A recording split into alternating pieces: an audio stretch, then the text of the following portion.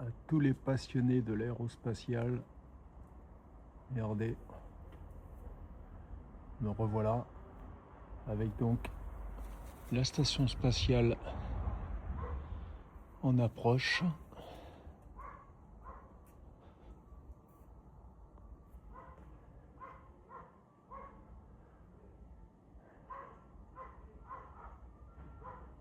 Et c'est donc là-haut que se trouve notre astronaute Adno. Voilà, donc comme je le dis à chaque fois, regardez la différence entre la station spatiale et un avion. Comme vous pouvez le voir juste en dessous, un avion, pour tous les haters, un avion a toujours un éclairage clignotant et non fixe, toujours. Donc, pour ceux qui doutent, croyez-moi, c'est bien la station spatiale. Regardez, qui passe sur notre ciel. Là, au vu des images radar, donc on a l'impression qu'elle est au-dessus de nous, mais elle est là dans le sud-est de l'Angleterre. Regardez, et là, elle se dirige en direction de l'Allemagne, de la Russie, et ainsi de suite.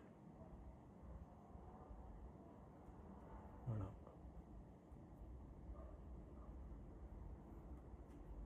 Et donc, encore une fois, la grosse différence entre la station spatiale et un avion, c'est que là, comme vous pouvez le voir, il n'y a aucun éclairage, c'est juste le reflet du soleil qui reflète dessus, comme sur une planète, la lune, etc. Voilà. Donc là, c'est vrai que vous n'avez pas de repère. Si, alors le candélabre s'avère de repère pour que vous puissiez voir l'avancée.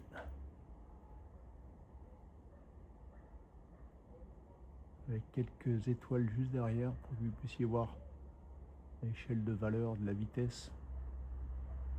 Et là, effectivement, on dirait pas, mais donc là, elle se déplace à un peu plus de 28, dans les autour de 28 000 km/h. Et à environ 420 km de la Terre.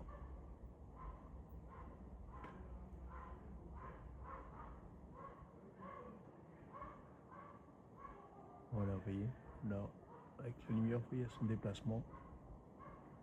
Et là, normalement, comme elle va être dans la courbure de la Terre, dans la partie sombre, elle devrait disparaître dans quelques secondes.